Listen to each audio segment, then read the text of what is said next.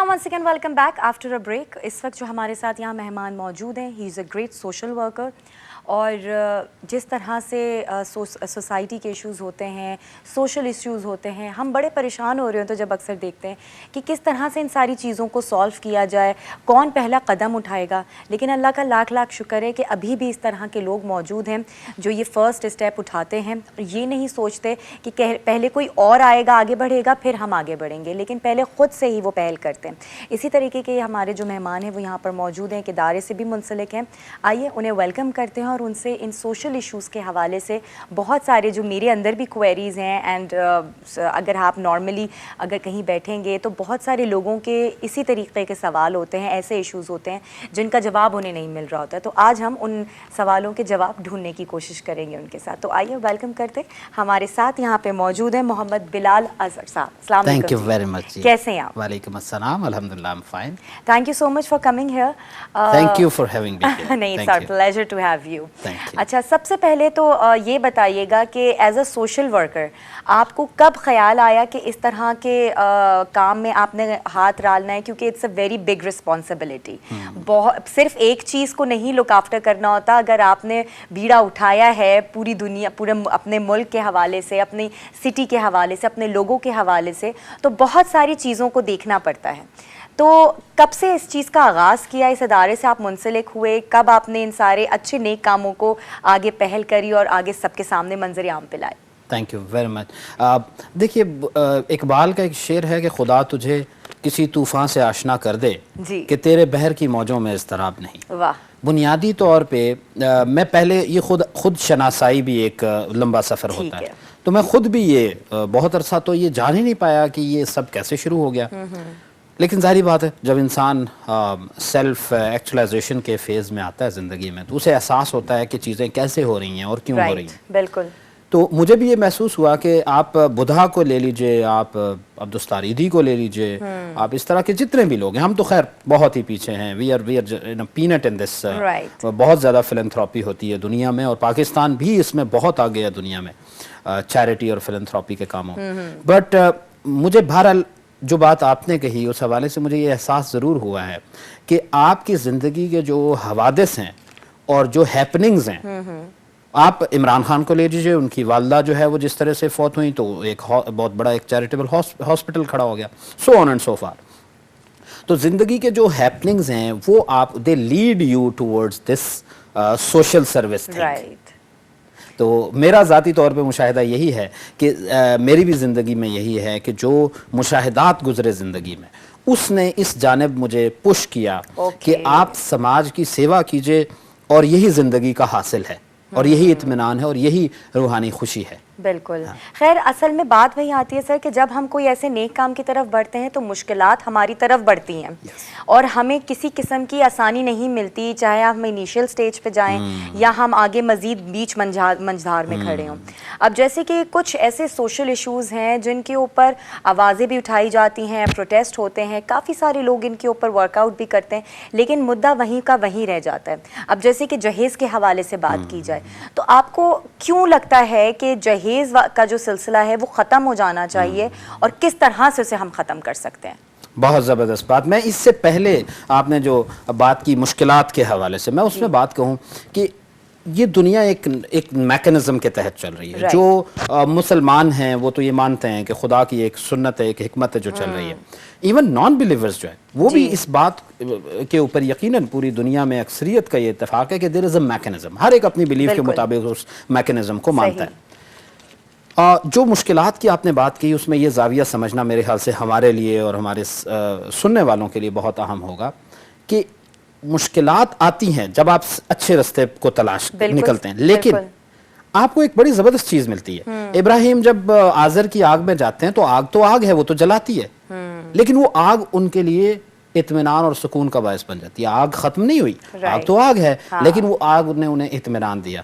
اچھے رستے پہ جو مشکلات آتی ہیں ان سے تو انکار نہیں ہے, لیکن وہ مشکلات اچھے رستہ جو چوز کرتا ہے اس کو وہ مشکلات اس کے روحانی اطمینان کا باعث بنتی ہے. سو اس لیے اسے وہ مشکل ہی نہیں لگتی, کیونکہ ایک جذبہ ہوتا ہے کہ ہم نے اسے پار کر کے آگے بڑھنا ہے, اپنی منزل کو حاصل کرنا ہے. ایگزیکٹ. تو یہ ایک تو میں اس پہ ریفلیکٹ کرنا چاہ رہا تھا. اچھا جو آپ نے جہیز کی بات کی, میں مس سمرا اس میں یہ بات ضرور کہنا چاہوں گا کہ بنیادی طور پہ یہ جو جہیز کا معاملہ ہے نا, یہ بہت غور طلب معاملہ ہے. بالکل. اور اس کا ایک پہلو جس میں بہت زیادہ عام طور پہ جب عامیانہ بات ہوتی ہے نا, تو وہ یہی ہوتی ہے, جو اس کو ریزسٹ کر رہے ہوتے ہیں بس وہ یہ کہتے ہیں کہ یہ صرف اور صرف پیٹریارکل جو ڈسکورس ہے اس کی وجہ سے ہے, اور جو مردانہ ڈومیننس کا جو سوسائٹی ہے یہ اس کا شخصانہ ہے. نہیں, میرا اس کے اوپر مشاہدہ بالکل فرق ہے. Over 1.5 decade of social work میں نے یہ مشاہدہ کیا ہے کہ نہیں, معاملہ کچھ اور ہے. معاملہ بنیادی طور پہ یہ ہے, ہماری کج فکری کا معاملہ ہے کہ ہم نے کیا کیا, ہم نے جو سوچیں ڈیولپ کی وہ اتنی ناقص سوچیں ڈیولپ کی ہوئی ہیں. جہیز کے اوپر سب سے پہلے تو میں آپ کو اپنی بات بتاتا ہوں, that will be very interesting for that. Back in 13 years back when I was getting married, بلکہ اس سے بھی پیچھے چلے جائیے تو ہمارے ہاں وہ ٹریڈیشنلی ہوتا ہے, منگنی ہوتی ہے, تو اس کو تو لے کے اب 15-18 سال ہو گئے پرانی بات. اچھا اس میں یہ ہوا کہ میں نے کہا کہ I was not very earning guy, ظاہری بات ہے کیریئر شروع ہو رہا ہوتا ہے, اور اب لیکن ایک سوچ تھی, پیرنٹس کی دی ہوئی ایک سوچ اور خود کی ڈیولپ کی ہوئی سوچ. میں نے کہا میں جہیز نہیں لوں گا. اچھا مائی فادر ان لا انہوں نے بہت زیادہ فالو اپ کرنا شروع کر دیا, اور وہی وہ جو سوشل جو پریشرز ہیں ان کی وجہ سے کہ میں نے باقی بیٹیوں کو دیا ہے, میں ہو ہی نہیں سکتا نہیں دوں. اس بات کو لے کے بہت ایک وہ جو ہماری ٹریڈیشنل فیملیز میں ہوتا ہے ایک فضا ایسی بن گئی جس میں بہت جھگڑا والی بات. Right. And I was stick on the point that میں نہیں لوں گا. اچھا and I haven't taken even a single thing in my dowry. Right. اچھا میں آپ کو بتاؤں, آئی ایم انڈیپینڈنٹ میں زندگی گزار رہا ہوں. ایک سفر طے کیا میں نے اور میری اہلیہ نے, اور اکٹھے طے کیا ڈیولپمنٹ کا سفر, اور آج ہم جو ممکن ہو سکتا ہے پاکستان کی سوسائٹی میں ہم اس کو انجوائے کرتے ہیں. We have everything with us, no problem at all. تو بنیادی طور پہ میرا جو ذاتی زندگی کا مشاہدہ ہے, اور مختلف سماجی کام کے حوالے سے بہت ساری بچیوں کو ہم اپنے پلیٹ فارم سے, مختلف پلیٹ فارم سے ہم نے, اب وہ آتے ہیں ہمیں جہیز کا پیسہ نہیں ہے, ہمیں دینا تو ہے بیکاز ان کو ہم ٹرانسفارم کرنا will take time at the moment. تو ان کو اس میں ایک چیز میں ضرور, سوری آپ کی بات کاٹ رہی ہوں, ایڈ کرنا چاہوں گی. آپ نے جو ابھی ایک ایگزامپل دی وہ تو ان کی طرف سے تھا جن کی طرف سے جہیز جانا تھا, ٹھیک ہے, لیکن اکثر کیسز ایسے دیکھنے میں آتے ہیں کہ جن کے گھر جہیز آنا ہوتا ہے ان کی شادی اس پہ ٹکی ہوتی ہے. جو ساس سسر ہیں وہ یہ کہتے ہیں کہ جی جہیز آئے گا تو شادی ہوگی, ٹھیک ہے, اور انفلوئنس کس کا سب سے زیادہ, ساسوں کا, عورتوں کا سب سے زیادہ. اور اگر جیسے کہ اگر کوئی ایک ایگزامپل میں بھی آپ کو دوں کہ ایک بڑی بہو ہے, فرض کرے وہ جہیز لے کر نہیں آئی, ساری زندگی اس کو تانے پڑیں گے کہ تم جہیز نہیں لائیں, جہیز نہیں لائیں, اور پھر اگلے بیٹے کی جب شادی ہوگی تو ڈبل برڈن اس کی بہو پہ کہ مقابلہ پھر. بالکل ایسا ہی, بالکل. اچھا یہ جو مخاصمت ہے, جو مسابقت ہے, جو کہ جی مجھ سے آگے بڑھنے کا رویہ ہے, اس نے تو سوسائٹی کا ستیاناش کر دیا. اچھا میں اب اس کے ساتھ اس کو ایسوسیٹ کرتا ہوں بات سے.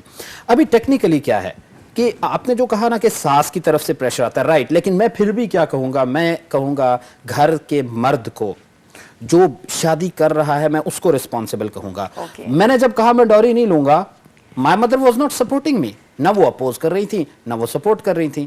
یہ ایک بچہ سا ہے, اس کو کیا پتا ہے, بس یہ کھڑا ہے, but I was firm on that. Right. The point is کہ مردوں کو یہ عقیدہ بنانا ہوگا اپنا, انہیں یہ سمجھنا ہوگا کہ یہ ان کی مردانگی کے خلاف ہے کہ وہ جہیز لیں. اچھا ایک اور پہلو پہ میں آپ کی توجہ دلاؤں, یہ بہت سینسیٹیو ہے. کیا بڑی انفارچونیٹ ہپوکریسی ہماری سوسائٹی کی, منافقت کرتے کیا ہے کہ بیٹی کو جہیز دے دیا. اب اس میں دونوں طرف کی امبیلنس دیکھیے گا.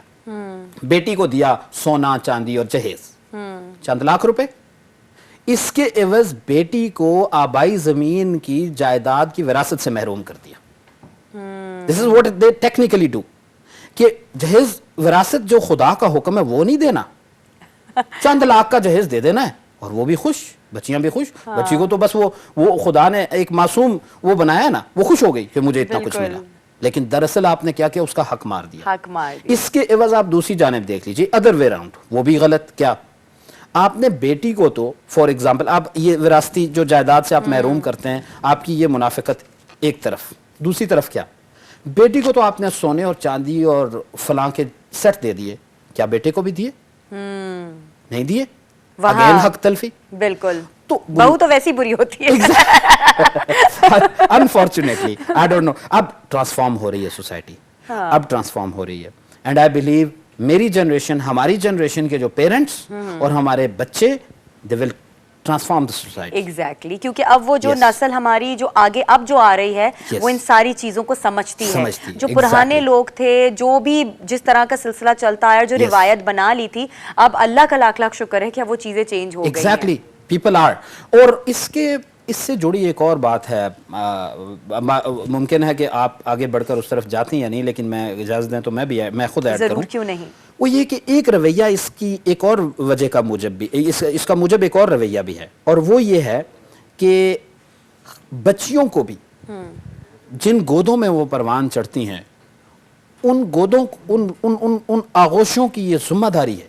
میری بھی بیٹیاں اور میں یہ کرتا ہوں کام, سو ان کی یہ ذمہ داری ہے کہ وہ ان کو یہ بات بتائیں کہ وہ جو ڈیمانڈنگ رویہ ہوتا ہے, جب وہ شادی کا وقت آتا ہے تو ان کا ایک ڈیمانڈنگ رویہ اور ایک خواب سجایا ہوتا ہے انہوں نے کہ یہ محل اور فلاں اور اس طرح سے, اس کو وہ یہ جو امبیلنس ہے نا, یہ بھی لڑکوں کو اور لڑکے والوں کو اس جانب راغب کرتا ہے کہ وہ آرٹیفیشل اور تصنع اور مصنوعی اس کی طرف جائیں. مطلب ایک طرح کا آپ نے برڈن ڈال دیا اپنے پیرنٹس پر, اور پھر اگین بات وہیں آ جاتی ہے کہ یہ جو دماغ میں بات ڈالی جا رہی ہے سسرال کی طرف سے آ رہا ہے کہ اگر آپ یہ چیزیں نہیں لے کر آئیں گی تو آپ کے ساتھ رویہ اچھا نہیں ہوگا, آپ کو تانے پڑیں گے. تو وہ ایک وہ ہوتا ہے نا کہ آپ کا ڈر اور خوف وہ لڑکی سے کرواتا ہے یہی کام کہ وہ اپنے ماں باپ کو بولتی ہے کہ جی یا فلانا مجھے اتنا مہنگا یا برانڈیڈ سامان چاہیے, مجھے یہ چیزیں چاہیے. تو وہاں پھر جو ہے نا اگین بیچارے ماں باپ پستے ہیں اور لڑکی کا جو ایک وہ مائنڈ سٹیٹ ہوتا ہے وہ خراب. اور میں آپ کو بتاؤں, ہم تو یہ جو مائنڈ سیٹس کی بات کر رہے ہیں اور رویوں کی بات کر رہے ہیں, ہم نے تھوڑا سا ابھی تک اس جانب ہم ابھی گفتگو نہیں لے کر گئے کہ جہاں پہ انسانی المیہ ہے. پاکستان کے جو رورل ایریاز ہیں, دیکھو اربن ایریاز میں تو یہ ہے نا کہ ڈیمانڈنگ ہیں, ویل آف لوگ ہیں, کچھ کر بھی دیتے ہیں, اور حالانکہ یہ میں سمجھتا ہوں کہ اس مرد کی وہ مرد ہی نہیں ہے جو جہیز کا انتظار کرے.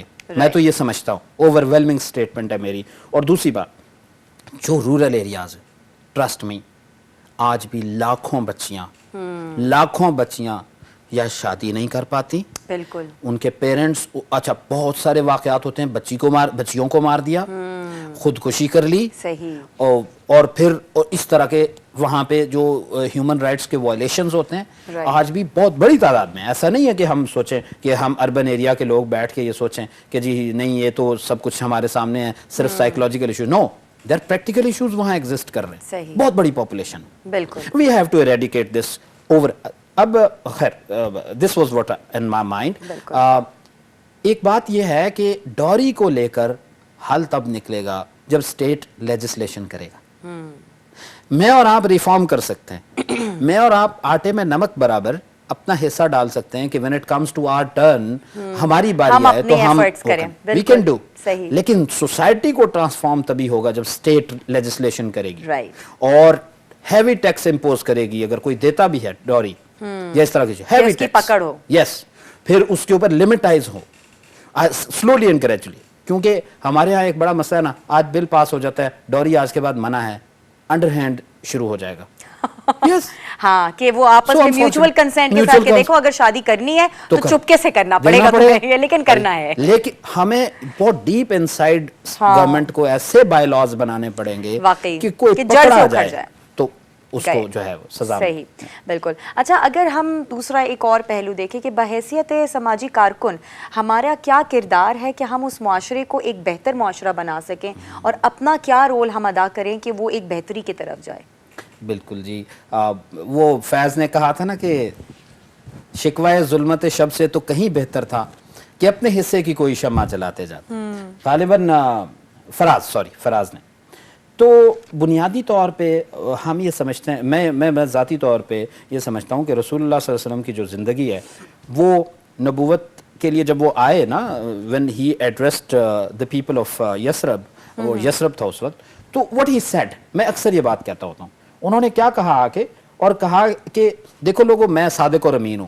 He didn't say کہ میں بہت عبادت گزار ہوں یا میں اٹائر میں بہت مذہبی ہوں. نہیں, رائٹ, انہوں نے کہا کہ میں صادق اور امین. These are social ethics. Right, being honest and being trustworthy. صحیح, یہی تھا نا. تو میرا ذاتی طور پہ مشاہدہ تو یہ ہے کہ سماج کی سیوا کرنے والے لوگ, سماجی ورکرز, سوشل ورکرز, ان کو بنیادی طور پہ پہلے تو خود یک سمت ہونا چاہیے, رائٹ, اور یکسو ہونا چاہیے, اور ان کو یہ انڈرسٹینڈنگ ہونی چاہیے کہ بنیادی طور پہ ہمارے معاشرے کے مسائل کیا ہیں, اور پھر جب ان مسائل کو لے کر وہ نکلیں تو انہیں پوری برداشت اور مفاہمت کے ساتھ معاشرے کے ہر حصے, میں اگر ایڈریس کرتا ہوں بہت ہی بورجواز کو, ایلیٹس کو, اور میں پبلک کو بھول جاتا ہوں, جنتا کو, عام آدمی کو میں بھول جاتا ہوں اپنے سوشل ورک کے اندر, تو وہ جو ایک کلچر ہمارے ہاں ہوتا ہے کہ جی این جی اوز بیٹھتی ہیں, 8-10 لوگ بیٹھتے ہیں اور بات کر کے ختم کر دیتے ہیں, تو وہ that is of no use. Right, اچھا, میں اگر صرف لوگوں کی ویلفیئر پہ کام کر رہا ہوں, ان کو میں فنڈنگ دے رہا ہوں, چیریٹی کر رہا ہوں, لیکن میں ان کی مینٹل اور سوشل ٹرانسفارم کے اوپر ایلیٹ کام نہیں کر رہا, وہ بھی یوز لیس. بالکل. سو سماجی کارکنان کو دونوں زاویوں پہ پیرلل میں کام کرنا ہوگا, تب سوسائٹی کے اندر کوئی چینج آئے گا. صحیح. اچھا, اگر اسی کو ہم تھوڑا سا اور آگے لے کر چلیں, اگر سوشل بیہیویئرس کے حوالے سے بات کریں, ان میں آپ کو کیا لگتا ہے کیا کمی ہے اور اس کو ہم کس طرح پورا کر سکتے ہیں؟ بہت اچھی بات آپ نے پوچھی ہے. بنیادی طور پہ میری جو زندگی کا مشاہدہ ہے وہ یہ کہتا ہے کہ ہمارے ہاں اکثر بحث ہوتی ہے کہ پاکستان کا سب سے بڑا مسئلہ کیا ہے. پاکستان کا بڑا مسئلہ دہشت گردی ہے, پاکستان کا سب سے بڑا مسئلہ غریبی ہے, پاکستان کا بڑا مسئلہ کیا ہے, تو مختلف لوگ مختلف تھیریز پیش کرتے ہیں. میرا مشاہدہ اور تجربہ اور مطالعہ جو کہتا ہے وہ یہ ہے کہ پاکستان کا سب سے بڑا مسئلہ اگنورنس ہے, جہالت ہے. اور اس جہالت نے ہمارا, چونکہ پاکستان ایک ریلیجن ڈریون سوسائٹی ہے نا, ہر چیز کو ہم ریلیجن میں دیکھ رہے ہوتے ہیں. That's even not bad, but ہوتا کیا ہے کہ اس کا ایک نقصان یہ ہوا کہ لوگوں نے ایموشنل انٹرپریٹیشنز کر لی. ایموشنل, لاجیکل انٹرپریٹیشن نہیں کی. میں جو بات کر رہا ہوں اگر وہ بات لاجیکلی ٹھیک ہے تو لوگ سنیں, ایسی انٹرپریٹیشن ہماری نہیں ہے انفارچونیٹلی. جب تک میں نے بڑی بڑی داڑھی نہیں رکھی ہوگی, امامہ نہیں پہنا ہوگا, تو میری جو مذہبی بات ہے وہ تو ہو ہی نہیں سکتی. میں تو ویسے ہی غلط ہوں کیونکہ میں نے داڑھی جو نہیں رکھی. ظاہر ہے آپ کی پرسنالٹی سے اور آپ کی پریزنس سے وہ جج کریں گے کہ ہاں جی آپ نے جو بات کرنی ہے تو پھر وہ کتنی ریلائبل ہے. How judgmental and how bad. بالکل, یہ ہمارا ایک رویہ ہے, یہ اگنورنٹ رویہ ہے, یہ جاہلانہ رویہ ہے. ایک بات اسی کا شاخسانہ یہ ہے کہ آپ اور میں سنتے ہیں, آپ کوئی اچھی بات کر کے دیکھ لیجیے بہت معذرت کے ساتھ, ہوگا کیا, ناقدین یہ کہیں گے کہ یہ خاتون نقاب تو پہنا نہیں ہوا, اچھی بات کیسے کر سکتی ہے. True that. Unfortunate, very unfortunate. دیکھیے, میں نے جو رسول اللہ صلی اللہ علیہ وسلم کی زندگی میں دیکھا ہے, اس سے جو سیکھا ہے, وہ ان کی زندگی برداشت, امن اور محبت اور ججمنٹل نہ ہونے کے کئی ایسے واقعات سے بھری پڑی ہے. بالکل بالکل. اور ہمیں سماجی رویوں میں, جیسے میں نے ایک کہا کہ ایک تو اگنورنس ہمارا بہت بڑا قرض ہے, اس کو ہمیں ایڈریس کرنا ہے اور اس کو بدلنا ہے آگاہی میں اور لاجک میں, ایموشنلی نہیں بلکہ لاجکلی چیزوں کو دیکھنا ہے. دوسری جانب ہمیں ایک دوسرے کے لیے سینہ کھلا رکھ کے, دماغ کھلا رکھ کے ایک دوسرے کے لیے برداشت پیدا کرنی ہے. صحیح. اور انٹالرنس کو بھولنا ہے, کیونکہ انٹالرنس ہماری سوسائٹی کو آہستہ آہستہ کھوکھلا کر رہا ہے. مجھے آپ کی بات, میں ڈس ایگری کر رہا ہوں, تو کیا ہوا, سننی پڑے گی, سننی چاہیے, کھلے دل سے سننی چاہیے. آپ میری بات سے ڈس ایگری کریں گی, پھر بھی آپ سن لیجئے. دس از واٹ از پیسفل کو ایگزسٹنس, پرامن بقائے باہمی. یہ ہماری سوسائٹی کو ڈیولپ کرے گا ٹورڈز پراسپرس سوسائٹی. ایگزیکٹلی. بہت خوبصورت بات کی آپ نے بلال صاحب. اور اکثر ہوتا یہی ہے کہ اگر دیکھا جائے, چاہے وہ مرد حضرات ہوں چاہے خواتین ہوں, ٹالرنس لیول ان کا ختم ہو چکا ہے, اور یہی وجہ ہے کہ آپ کے رشتوں میں بھی دراریں پڑ جاتی ہیں, آپ کی سوچ کمزور ہو جاتی ہے, اور پھر آپ آگے کسی اچھی چیز کے بارے میں پازیٹیو سوچ رکھ ہی نہیں سکتے. تو بیسک ہمارا مقصد ہی یہی ہے کہ اگر ہم نے اندر سے اپنے آپ کو جو ہے وہ اسٹرانگ نہیں کیا تو ہمارا اسٹرانگ ایکٹ لوگوں کے سامنے نہیں آ سکتا. تو خیر جو یہ آج کا ہمارا ڈسکشن تھا اینڈ آئی ہوپ کہ بڑا ہیلدی رہا ہوگا. جتنے بھی ہمارے ناظرین دیکھنے والے ہیں وہ ان ساری باریکیوں کو ضرور سمجھیں گے کہ اگر اچھا انسان بننا ہے معاشرے میں, اگر آپ نے اپنے کردار کو اچھے انداز میں لوگوں کے سامنے لے کر آنا ہے تو سب سے پہلے اپنے چینج اپنے اندر کے کو آپ نے بدلنا ہے. اپنے اندر کا جو چینج ہے وہ سامنے لے کر آئیں تاکہ لوگوں کو پتہ چل سکے. اور سوچ کو ذرا تھوڑا سا براڈ کریں اور جن پہلوؤں پہ ابھی ہم نے بات کی ہے ان پہ غور و فکر ضرور کریں تاکہ ہمارا جو معاشرہ ہے, ہماری سوسائٹی جو ہے وہ پیسفل اور ایک امن کا جو ایک سمبل ہوتا ہے وہ سامنے نظر آ سکے. Thank you so much once again for coming here. اسی کے ساتھ ناظرین یہاں تھینک یو. اور اسی کے ساتھ ناظرین یہاں لیں گے ایک چھوٹا سا بریک کے بعد واپس آتے ہیں, ہمارے ساتھ ہی رہیے گا.